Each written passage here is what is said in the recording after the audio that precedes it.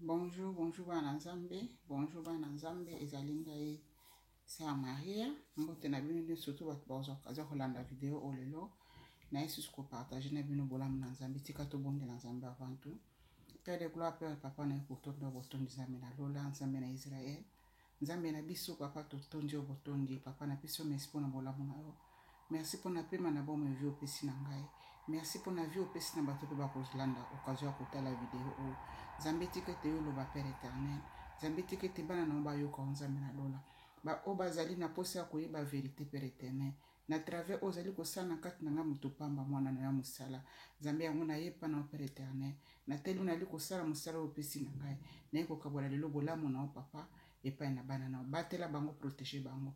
Nzambe na likolo na nyonso pesa bango discernement na message nous tali ko partager na bango. Saint-Esprit sunga bango pesa bango discernement pesa bango mayela koyoka ya molimo fungola bango mato ya molimo pe ba ko comprendre spirituellement makambo na ko partager na bango lelo boye na sengi na kombo na tata pe na mwana pe mo santo.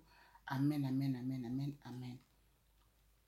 Kombo na ngeza Sœur Maria na zali mosali na Nzambe na zali mwana musala na Nzambe mutupamba pona ba oba kotala nga mutu ya mbala liboso na pesi bino mbote na kombo na Yesu Masia tikete molio mo santo azala na bino tikete molio mo santo atondisa bino na discernement pona koyeba ko comprendre message na zana ngolo pona opesa na bino lelo message lelo na lien ko partager na bana Nzambe ndenge nini na koyeba voix o ezali koloba na yo ezali voix ya Nzambe ndenge nini koyeba message oyo zwi euti pa ya Nzambe ndenge nini na koyeba ke non voix ozali koyoka bien makanisi oyo zwi na kati na yo ezali ya Satan beza ya Nzambe ndenge nini na koyeba ko discerner makambo oyo ezali koyoka na voix ya molimo po lelo nazali ko baser sur la voix sur les voix ba voix oyo toyokaka nazali koyoka ba voix ebele Nzambe afongola matoyi na nga spirituel lelo na ko partager na bino ndenge nini koyoka mungongo oyo ezali koloba no ezali ya Nzambe bien mungongo oyo ezali koloba no ezali ya Satana na kokende musika te na kozwa kaka ba message oyo Nzambe azali koloba na nga à travers la voix à travers koyoka mungongo na Nzambe pe bolanda nga malamu molio mosanto azala na bino molio mosanto afungola bino matoyi na molimo po te bo capter message o malamu pe boyoka ko comprendre na malamu e bozala na ngai penza bopesa nga attention na bino na kombo na Yesu Kristo Masia tika tokota na sujet na biso ya lelo oyo ezali makambo réel nga nazali ko vivre oyo ezali makambo réel Nzambe azali koloba na ngai pe na kofungola parenthèse ya moke avant tokota na message na biso na bandeko oyo soki kozala mbali liboso kotala video na ngai ondimaka te ke Nzambe azali koloba ti lelo senga na Nzambe avisite yo po bato mosusu ti lelo na se na moi bazali kondima te ke Nzambe azali koloba na biso ti lelo. Dieu parle jusqu'aujourd'hui. Nzamba azali koloba na n'importe qui oya lingi o azali kosala grâce Nzamba azali koloba na ye. Yango na ko partager na bino ba expérience na nga moko personnel po ete sungata moto moko na corps de Christ. Po ete la musamo na Nzambe moko. À chaque fois soko za na problème na yo kende pa Nzambe. Nzamba kolobela yo. O makambo nazo partager na bino koyoka na nzela ya voix. Nzamba azali ko répondre nga na banzela ebele. Nzamba azali ko répondre nga na bandenge belé na ma forme belé mais on azali koloba na bino ndenge Nzamba azali ko répondre nga ko solola na nga à travers voix ndenge bozali koyoka voix na nga nazo loba na bino ndepe nazali koyoka voix na Nzambe yango tika tozwa nazwa o ezali carnet na ngai ezali na komaka makambo na nga moko personnel carnet na nga agenda na nga moke na komaka makambo na nga personnel. Pourquoi makambo na nga personnel? Parce que nazali moto nazali pe ko face makambo na se na moi nazali pe na ba problème ya ngai etungisaka ngai personnellement nakendaka nango na trône pa Nzambe le nakendaka nango pa na trône pa Nzambe et Nzambe pa azali ko répondre ngai eloko moko te za impossible liboso na Nzambe. Tout est possible avec Dieu. Tokota na sujet na biso alelo nazali ko banda na voix na yoka ki liboso pe na kolakisa bino ba signe boko banda ko détecter o euti pa ya Nzambe voix o mutazo bananga boko yoka voix penda Dieu azoloba na biso ti lelo azoloba nanga ti lelo na voix ndenge bino bozo yoka nga boy pe lisusu na koloba Nzamba azali koloba nanga na ba langue o ya lingi Nzamba azali koloba nanga na langue français azali koloba nanga na langue lingala ali koloba nanga na langue anglais pe azali koloba na ngai na langue o nyonso to alingi langue na yebi te me na yoki ke no alobi na ngai na komaka yango pe na bengaka bato bayebi langue wana bapesaka nga pe explication nango. Nzambe azoloba na ngai na Kiswahili naza Mswahili te. Nzambe azoloba na ngai na Chiluba naza na nga Muluba te. Nzambe azali koloba na ngai bato ya Kikongo o ya bato bazai me nakokoma nakoluka moto ya bilango wana bazopesanga mpe interprétation ya balango wana me nakoyoka clairement parce que Nzambe moko moto akela balangi nyonso tu. Amen bana Nzambe. Tokeni na sujet na biso ya lelo ndenge nini akoyeba kodistingue voix ya Nzambe na voix ya Satana parce que azali wana lobaka pe lokola biso. Satana ayaka koloba te ko soko koyoka ete soki ndenge nini azali koloba pe correctement na langue nyonso tu obiso lobaka parce que azali pe esprit ya kopiaka kaka mais lelo oyo tozotia ye na poisa po toyeba o azali koloba ezali ye bezali Nzambe ezali Nzambe o azali koloba ezali Nzambe bezali moyini Satana lelo toyo kotia Satana na poisa po te bobanda koyeba ke non l'air Nzambe azali koloba bokoyeba bokomona pe bakashe ya Nzambe na kati na maloba na ye l'air Nzambe akopesa o message okomona Nzambe na kati na maloba na ye o ezali makambo o nazali kopase na ngonga moko personnel yango nazali kopartage na bino bana Nzambe bolanda ngai bozala na patience pona ezali kaka pona kosunga corps de Christ oyo ba vérité vérité eliberaka vérité pesaka biso kimia tika tokota na message na biso ya lelo voilà bolanda ngai très bien oyo makambo Nzambe azali koloba na ngai na voix na nzela ya voix ndenge bozoka voix na ngai na oloba na bino voilà ezalaki le 39 mois 2019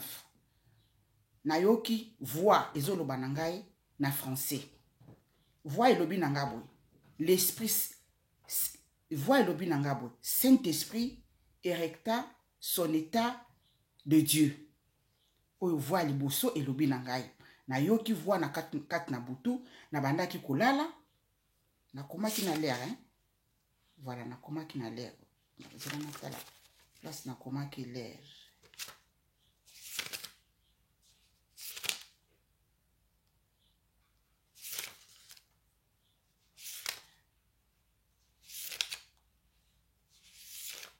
ok nakomaki l'air te bon ezalaki na butu nalalaki nayoki voix ezoloba na ngai Saint-Esprit érecta son état de Dieu wana voix ya liboso nayokaki nalamuki nakomi Saint-Esprit érecta son état de Dieu bato bayebi français bayebi érecta elakisi nini Nzambe azoloba na ngai molimo mosanto akotelema na eta na ya bonzambe na vi na ngai molimo mosantu na lingala molimo mosantu akotelema na eta na ya bonzambe na vi na ngai nazo partager na bino naza ngelo ko pamba mais pona kosunga corps de Christ pona kofungola bino misu boyeba voix o bazali koyoka ezali ya Nzambe be ya Nzambe te na awa na premier voix na yoki boyoki déjà kombo ya Saint-Esprit za na kati wana boyoki kombo ya Dieu za na kati wana ezali Nzambe azali ko se justifier que non ezali ye mutu azali koloba na yo azali koloba na pe identité na ye eza kuna na kati na maloba na ye quand Dieu te parle okomona identité na ye kuna na kati ye moko pe ko se justifier que ezali ye akotanga kombo na ye wana parti ya liboso tolekani ba voix na yo kaka ba voix mingi matona ngeza polele après ça wana tolekani oza likambo na nga mosusu wana na oloba yango te nazolakisa na bino oyo mosusu voilà sikoyo awa lisusu nayoki voix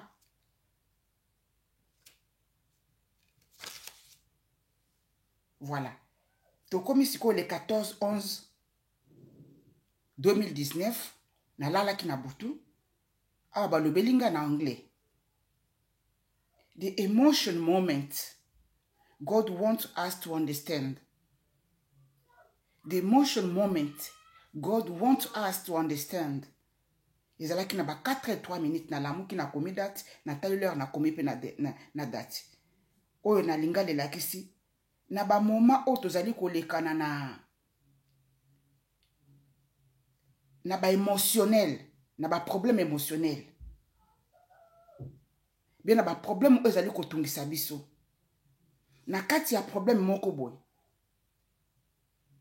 nzambe alingi biso toyeba comprendre eloko moko message moko na kati wana lere nzambe alobi na ngai message oyo lere nayoki voix na matoi na ngai parce que nazali mutu nazali kotraverser ba problème moko très difficile na vie na ngai na 2018 nakotaki nango na ba prière toyo kokoma le 14-11 mois 2019 nzambe aye ko répondre ngai na ba problème oyo nga na banda ko traverser nango nakotelaki yango ba prière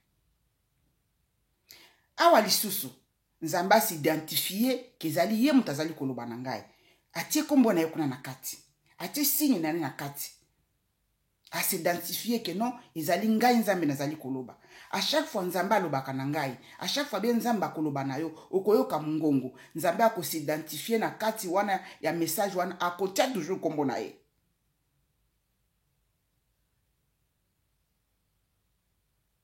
wana ekosila mikolo ezokende lisusu nazozwa kaka moko na moko makambo bavoi ezali ebele oyo nayokaka ndenge nzambe azali koloba na ngai nazozwa kaka moko na moko mpo nayeba kopartage na bino bana na nzambe toyo kokoma lisusu nasalaki demande moko mpa ya nzambe nasali demande awa na kati awa nakomaki ya des fois nasalaka bapriere nakoprie na monoko te nakomi awa na kati nakomi na kati ya carnet na nga nakangi nalobi tata nzambe otanga onga nakomi kuna nasalaki demande epa ya nzambe napose nzambe baquestion mpona makambo na nga moko vie personnelle napozaki nzambe baquestion wana napose nzambe question nakomeli nzambe le 5-4 mois 2020 naye kokomela lisusu nzambe question mosusu le 6-4 2020 naye kokomela lisusu question mosusu le 6-4 wana lisusu 2020 eleki le 5 premier jour nakomaki mpona nzambe arépondre ngai le 5 le 6 le 7 toye kokoma le 8 le 8 nalali na butu boyokanga bien le 8 nalali na butu nazoyoka voix na matoi voix na lere nazoloba nazali koyoka voix yo moto ovandi pembeni nango oyoka te nga moko nazoyoka lere bakopesa nga message yo koyoka te me nga moko nakoyoka nzambe akopesa nga message na langue notu oyo alingi sikoyo tokomi le 8-4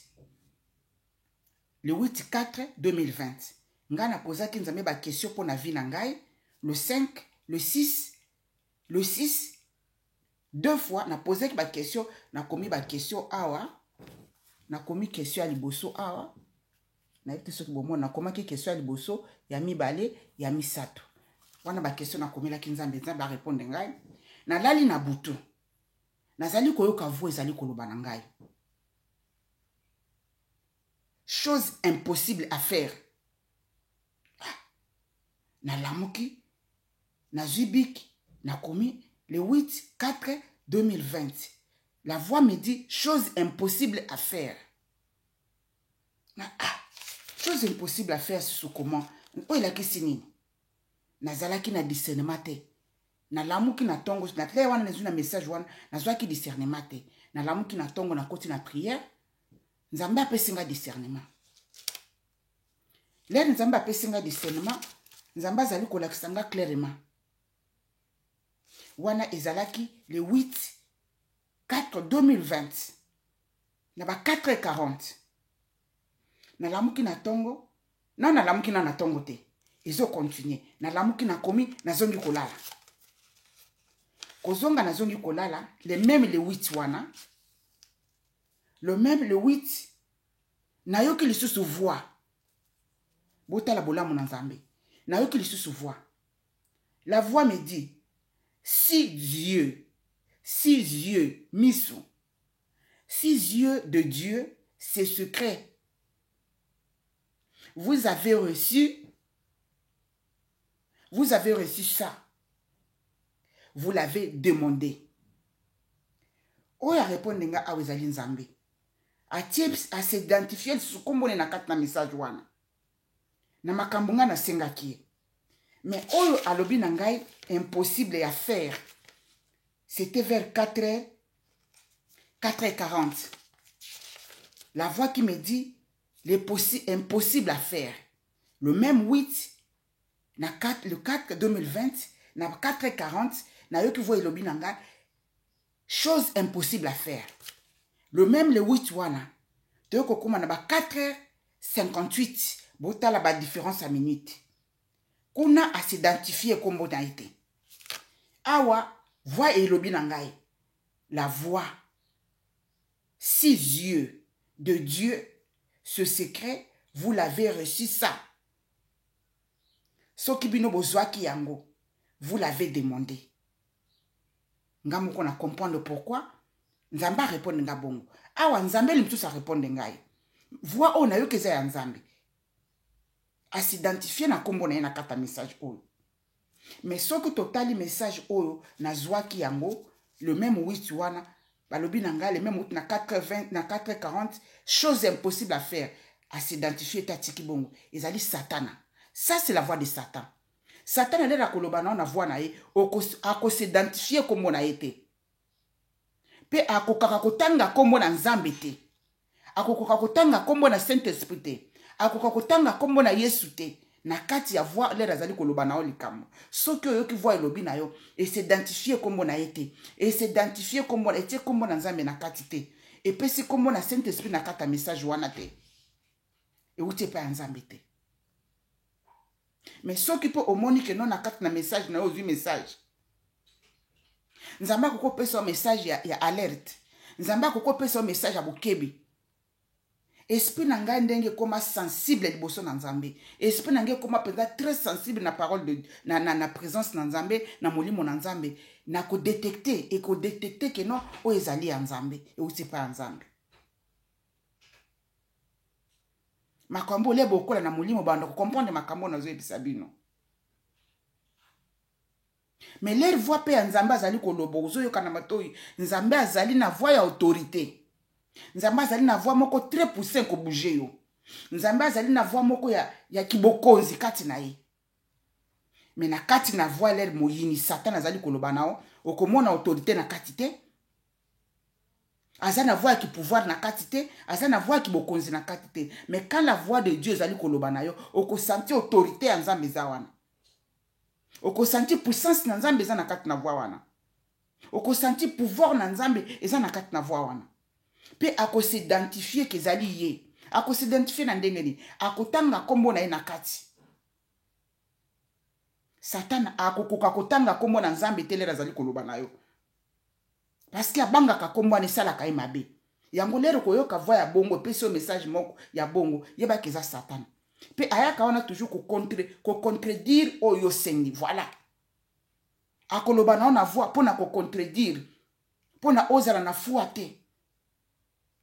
Yo sengi neti lipa. Akoya ko yebiso ke non. Ah, c'est impossible ko koza lipa te. Mais ozo mona ke lipa eza wana. Ya ko yebiso ke non, oko koza lipa wana te. Wana c'est Satan. Soki pe toke na kati na maloba na nzambe awa. Nzambe azali koloba na Jérémie bokendo tanga Jérémie bino moko ba na nzambe. Nzambe le banda koloba na Jérémie makambo belé na kati na Bible awa. Soki alobi oyokoyoka na kati na suka kuna ainsi dit l'Éternel. Azali ko se justifier que maloba oye mutalobi. Bien na dobi, bien na katikati, bien na suka, okoyoka bien koloba nini. Fils de l'homme, moi l'Éternel. Bien koloba na suka kuna ainsi dit l'Éternel. Ainsi dit Dieu. Azali ko se justifier que non maloba oye ezali wuta epanaye. Mais Satan a kotika la jamais ko se justifier. Les rosali koyoka voix na ye.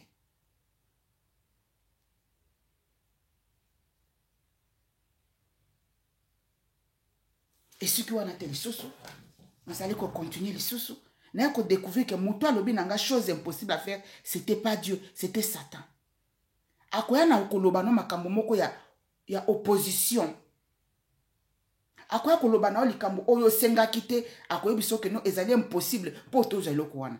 Mais car la parole de Dieu, l'air lobi bongo que non, c'est impossible. Ngape na komeli sous na zong sous na kat na papier na ngai na komeli sous nzambe.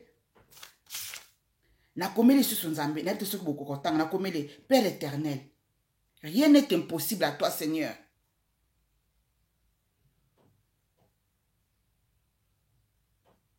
Après ça, nalobi li susu, Seigneur, c'est quoi qui est chose impossible à faire? Car la Bible me dit, rien n'est impossible avec toi. Après ça, nous sommes tous les bitumba ya molimo. Yango Bible lobi na biso, bitumba na biso eza ya nzoto te to betana makofi. Mitumba na biso eza na kati na molimo. Bomoni komba o esali. Satan na 4h40 lobi na ngai.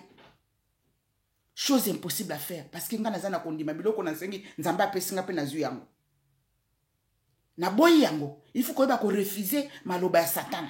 Maloba no to koyoka voix négative na kati na refuser yango, ce n'est pas ça vient pas de Dieu. Mais nzambe pa koloba na biso na makambo to ko pesa honnête message ya négative na ndenge nini akopesa message que non ko sala eloko te soko sali yango eloko boko ko salima ako se justifier comme na nzambe ngai nzambe na lobi sala boy ako se justifier. Soka se justifier bongo te okoyoka bien na kati na maloba wana kombo ya Yesu kokende kombo ya Saint-Esprit kozana toujours na kati na maloba wana ezali nyonso tout na connexion. Mais ce que zali koyoka mungongo mususu lobi na eza na connexion eloko moko ya nzambe na kati te akokoki kotanga kombo na nzambe te Saint-Esprit te Yesu te, ça vient pas de Dieu. Là c'est Satan.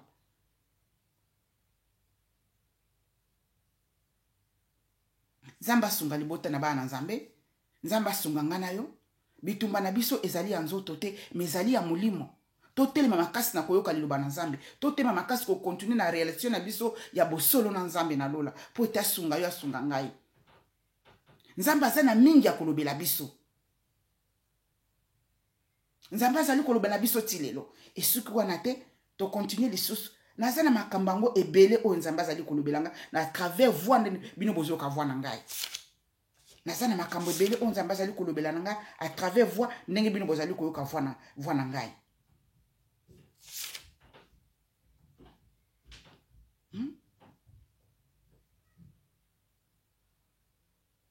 Yango on azaki na bino ko partager na bino lelo pour na koyeba ko la distinction entre voix ya nzambe na voix ya moyini satana. Pour na koyeba ko détecter o nzambe mutazali koloba na ngai bien nzambe azali koloba na ngai o nutu koyoka voix ezali koloba na yo que non atiena kombo na nzambe na kati. Là c'est Dieu qui te parle. Mais soko yoki voix elobi na yo que non atie alobi na makambo atie kombo ya nzambe na kati te atie kombo ya Saint-Esprit atie kombo na Yesu te a se justifier nani oyo azali te. Là c'est Satan lui-même. Po akoka kotanga kombo nzambe te. Wana place ko kangela ye. Mususu po koyoka za na autorité te. Wana nzambe la azali koloba na za na autorité, eza na assurance moko boye, ezali na puissance, eza na force kat na yango. Mais aye Satan eza na ngote. Pe akoka ko se justifier te. Na kanta bolandi ba message nyoto o nzambe apesinga na travers voix na yo ki azali ko se justifier kombo na yekuna na kati.